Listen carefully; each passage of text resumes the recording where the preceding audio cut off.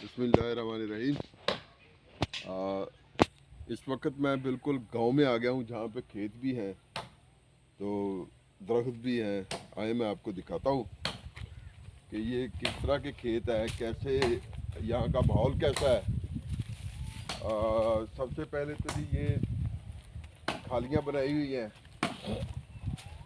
इन लोगों ने, और साथ साथ ये दरख्त भी हैं। ठीक है जी। तो इसके अलावा जो है ये कमाद है। ये देखें जी, ये हम कमाद की फसल के पास आ गए हैं। ठीक है जी।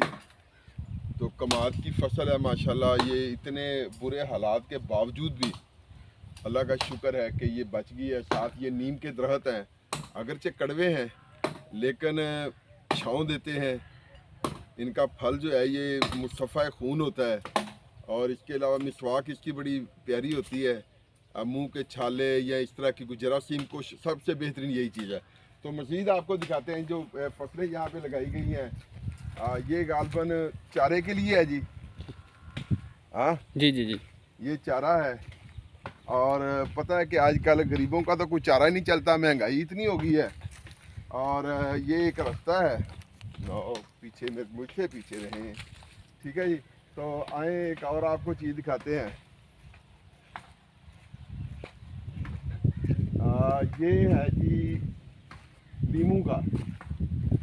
लीमू का जी ये एक है दरख्त है, और ये इनका डेरा है। और ये देखें कि पीछे एक रास्ता है जो कच्चा है और लंबा है। ठीक है जी। अब ये लीमू है, इसको इतने लगते हैं, अगरचे ये एक ही है, ओनली वन ट्री, लेकिन इस पे जो फल है वो देखें कितना है माशाल्लाह। नीचे भी कुछ गिरा हुआ है, और ये देखें जी माशाल्लाह। अस्सलाम वालेकुम। हमारे ताहिर भाई आ गए हैं जी। ये माशाल्लाह ज़मींदार हैं, मेहनती हैं, अभी खेतों से आ रहे हैं। जी जी। चूँकि पंजाबी गए ने तो इन्होंने पंजाबी चल सकती है। सही। अच्छा ए किकर है ते किकर दे उत्ते काढ़े भी ने। वो भी दिखा दे। हाँ जी, वो तेनू ना किते चढ़ जाना। तो भाई ये सारा वो मंजर है। यहाँ से पीछे इधर आके दिखा देते हैं कि ये वो